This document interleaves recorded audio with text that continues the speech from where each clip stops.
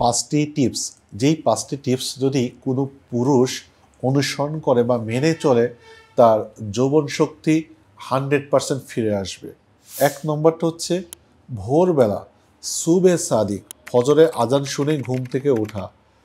ভোরবেলা যেই মৃদু নির্মল সতেজ যে বাতাসটা বহে যায় আপনার শরীরে যদি লাগে, তাহলে আপনার শরীরে টেস্টোস্টেরন হরমোনের মাত্রাটা ঠিক থাকবে, আপনার ভিতরে আত্মবিশ্বাস গ্রো করবে, আপনার ভালো লাগবে।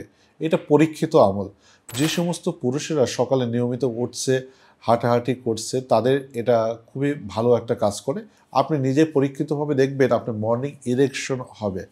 2 নম্বরটা হচ্ছে সকালবেলা যে সূর্যের আলোটা থাকে, কচি সূর্যের রোদ, এটাতে আপনি খালি গায়ে রোদটাকে লাগাবেন। এতে করে আপনার ভিটামিন ডি সিনথেসিস হবে, এবং ভিটামিন ডিটা যদি সঠিকভাবে সিনথেসিস হয়, আপনার বডিতে ডিম দুধ খাওয়ার পরে যে ক্যালসিয়াম অ্যাবজর্পশনটা সঠিক মাত্রায় হবে, আপনার শরীরে শক্তি কাজ করবে।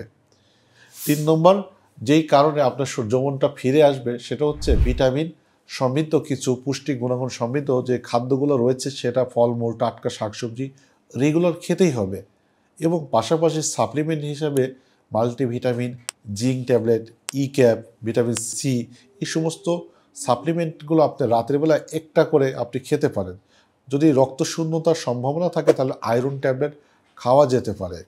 এবং ফ্রি হ্যান্ড এক্সারসাইজের মধ্যে ইনডোর আউটডোর এক্সারসাইজ অবশ্যই অনুশীলন করবেন, যেটা করলে আপনার শরীরে রক্ত চলাচল, ব্লাড সার্কুলেশনটা বেড়ে যাবে। হতে পারে সেটা কেগেল এক্সারসাইজ, আপনি স্কোয়াট দিতে পারেন, আপনি পুশ আপ করতে পারেন, পুল আপ করতে পারেন, লেগ প্রেস করতে পারেন, কার্ডিও এক্সারসাইজ করতে পারেন, ইত্যাদি ইত্যাদি।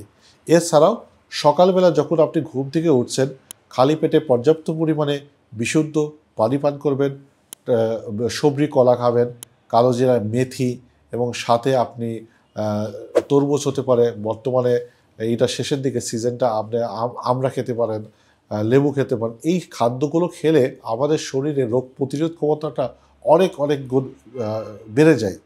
এবং সর্বশেষ নিয়মটা হচ্ছে আপনাকে ডিম, দুধ, বাদাম, খেজুর এটা ব্লেন্ডারে মিক্সড করে খেতে পারেন অথবা আলাদা করে খেতে পারেন।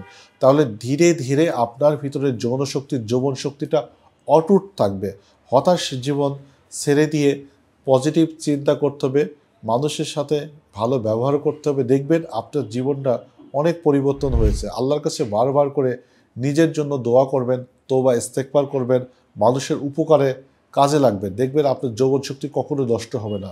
যেটা নষ্ট হবে সেটা বার্ধক্যের কারণে নষ্ট হবে। 80-90 বছর যখন বয়স হয়ে যাবে তখন প্রাকৃতিকগতভাবে সেটা কমে যাবে। কিন্তু এছাড়াও অল্প বয়সে, যুবক বয়সে যেটা নষ্ট হয় সেটা থেকে আপনি ফিরে আসতে পারবেন। আজকের ভিডিওটা এখানে শেষ করছি। আল্লাহ হাফেজ।